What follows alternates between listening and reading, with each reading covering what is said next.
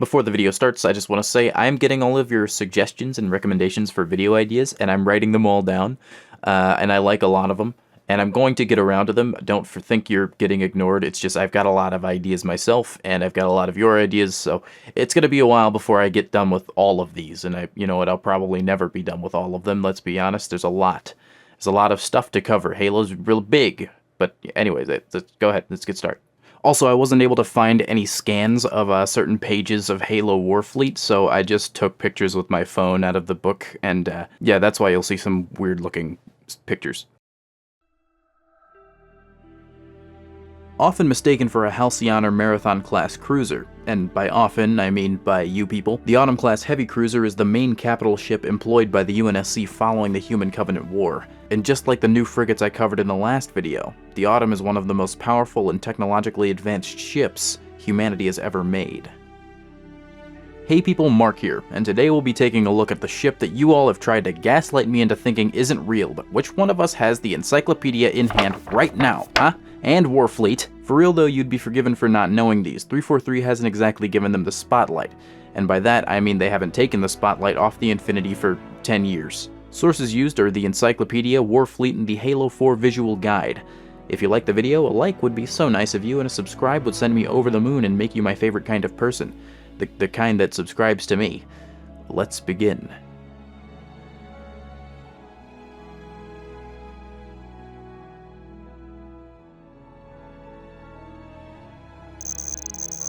Manufactured by, you guessed it, Synoviet Heavy Machinery, and entering service in 2554, 2 years after the Battle of Installation 00, these were among the first ships built using knowledge gained from reverse engineering Covenant and Forerunner technology.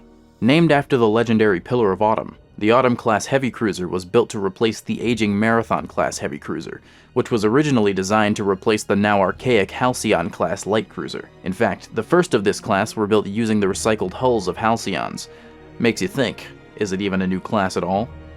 Ever hear of the Halcyon of these? In any case, the Autumn class made use of and expanded upon the improvements fitted on the Pillar of Autumn as a starting point, including her new formulation of titanium A alloy for armor, resulting in mass and volume savings without reducing armor, an experimental high-thrust model of fusion drive, rapid cycling Mac coils and prototype capacitors for higher fire rate, additional Archer missile pods, a larger ODST drop bay, expanded hangar, updated point defense software, and an Omega pattern bridge with Tier 3 data core installed, the focal point of the ship's computer systems, wherein AI like Cortana could be stored and could operate the entire ship by herself. Striking a good balance between mobility, armor, firepower, crew requirements, and ease of manufacturing, these ships would have been a godsend during the war. Like its predecessors, the cruiser fills command and attack roles, serving as the backbone of most UNSC fleets, with the exception of any fleets that included the Infinity, in which case it becomes one hell of an escort vessel. With its many upgrades, the Autumn class has immense independent capability, with 8 modular hangar bays able to be swapped out for either cargo storage bays,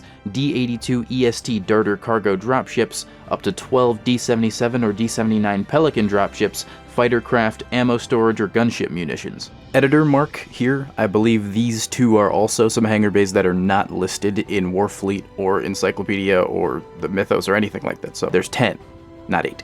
Although these don't look to be modular, they're just kind of static. On its lower bow you can find large scanners and probe launchers, able to deploy microsatellite constellations and drones for recon, or supply ground forces with tactical information. On top of this, the ship's sensory arsenal adds replicated Covenant hyperscanner technology, combined with state-of-the-art BattleNet relays to the ship's tactical repertoire. I may have misspoke in the first frigate video when I said that the frigate was the backbone of the fleet. It might be more accurate to say frigates are the ribcage. Cruisers have always led full UNSC fleets, with considerably more arms and armor than their escorts. The Autumn class is extremely resilient, still utilizing the UNSC's titanium A armor plating. The Marathon sported 191 centimeters of the stuff, and while exact numbers aren't given, we can assume the Autumn is clad in at least 200 centimeters, maybe more. The massive fusion drives in the rear are covered by armor cowlings, a feature learned from hard lessons delivered courtesy of insurrectionists of decades past.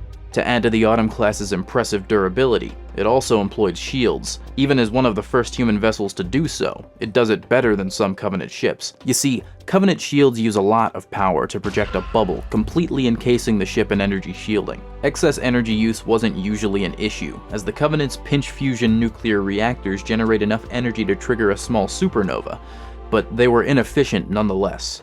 On top of this, the nature of the bubble surrounding the ship meant that shields had to iris in order for weapons to fire, or else the ships would simply damage their own hull and deplete their own shields. This gives an opening for either enemy weapons or Spartans to penetrate their defenses and get on board, however small of an opening that is. In light of this, the UNSC installed the Autumn class with shield-reinforced armor rather than a bubble shield generator. These shields are less proactive, more reactive. When the hull takes an impact, sensors within the armor trigger the nearest generator, creating a powerful transient energy shield at the point of impact. This way, the shields can both be on constantly, but use minimal power unless necessary. Cheaper on generators, cheaper and easier to manufacture. Even better, the weapons are not inside of the shield, meaning that the Autumn can fire even when shields are up, without the need to iris.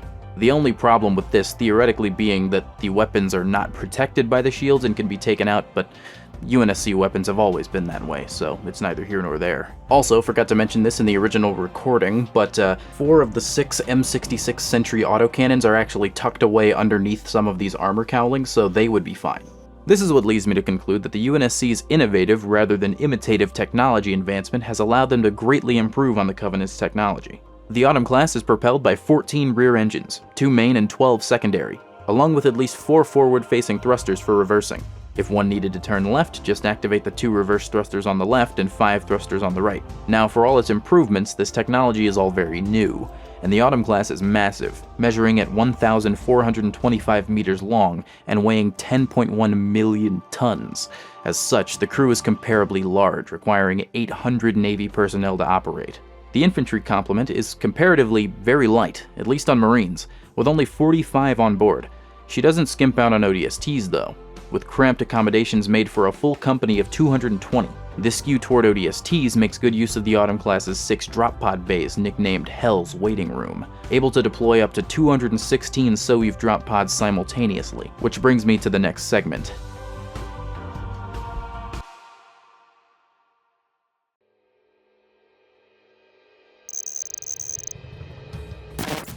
The Autumn-class heavy cruiser sports some of the heaviest firepower of any ship since the age of ancient humanity. Its primary weapon, a 45 J3D3 magnetic accelerator cannon, is a Mark IX heavy Mac. We don't know exact munition dimensions or velocities for it, but being a Mark IX, it was in some way more up-to-date than Reach's Mark V Super Macs used for orbital defense. With some of the results we see from light Macs, and given that the next Mac up, the Series 8 Macs aboard the Infinity, were actually able to pierce the armor of the Mantle's approach, possibly the most powerful ship in the Halo universe, we can assume that this Mark IX is some kind of beast. Along with that, 6 M910 Rampart Point defense guns to decimate any incoming fighter craft, 4 Mark 40 Spitfire naval coil gun batteries, and 6 M66 Sentry autocannons. These are all essentially tiny Macs with the fire rate of fully automatic chemical guns, and the Mark 40 Spitfire variants include a higher muzzle velocity, improved tracking speed, and better accuracy than its predecessors found on the Halcyon-class light cruisers and Diligence-class light destroyers. Coupled with Macs, these guns wear down shields and tear into the hulls of enemy ships, made easier with the Autumn class's 32 M58 Archer missile pods. All in all, the armament is, put simply, hench.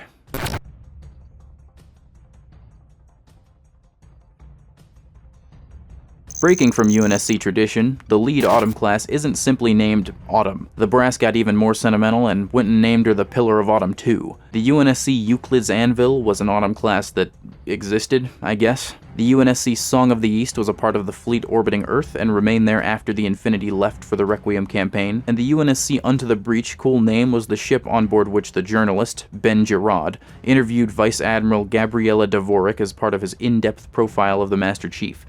This story did not have a happy ending for Mr. Girard. This guy's voiced by Keegan-Michael Key in Hunt the Truth, by the way, so Toad. Weird. So what do I think about this?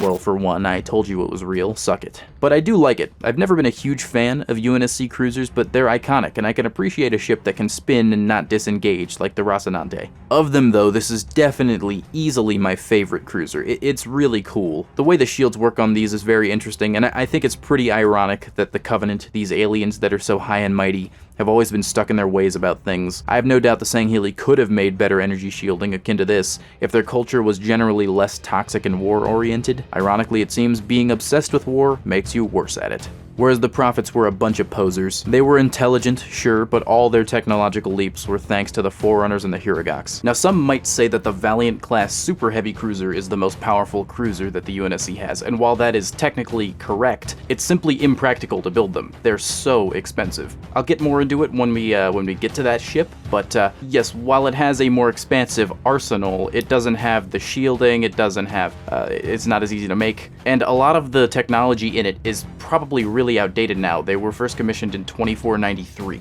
But yeah, so that is why I'd say the Autumn is much more powerful, generally speaking, than the Valiant class, because the power of the Valiant class doesn't really matter if you can't afford to make them. An Autumn class is not that much weaker than a Valiant class, and you could pump out way more Autumn classes, so 9 times out of 10 you're better off making an Autumn class over a Valiant. I prefer this to the Infinity when it comes to showing off how far the humans have come, without forgetting what ships got them there. If only 343 could peel their eyes off the Infinity for a moment, which, I mean, it looks like they have. Thanks for watching. If you like it, I'd appreciate a like, but if you didn't, well, you can leave. I don't know why you're still here. A sub would be big appreciated. Bye-bye.